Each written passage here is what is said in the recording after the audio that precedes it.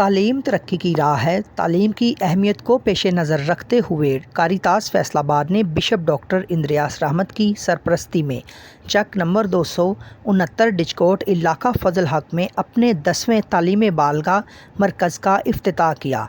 इस तकरीब में रेवरेंड फादर सनी शहजाद, जनाब अनिल मुश्ताक, जनाब ज़ुहैब हारून और कारितास की टीम मौजूद थी। उन्होंने तुलबा में किताबें, स्टेशनरी, पंखे और मरकज़ के लिए दीगर ज़रूरी सामान तकसीम किया। तमाम तुलबा और उस्ताज़ा ने इस फ़राख दिलाना ताउन पर बिशप डॉक्टर इंद्रियास रहमत, अनिल मुश्ताक, कारितास की टीम का शुक्रिया अदा किया। इस मौका पर अल्फ़ा टीवी से बात करते हुए फादर सनी ने कहा, मैं बहुत ही शुक्रगुजार हूँ अपनी डायसिस के छुपाने वाला तकद्दस महाबिशप डॉक्टर इंद्रियास रहमत का और अपने बहुत ही मोहतरम सर अलीर का और अपने सारे कारितास अदारे का, उनकी सारी टीम का जो यहाँ पर मौजूद हैं।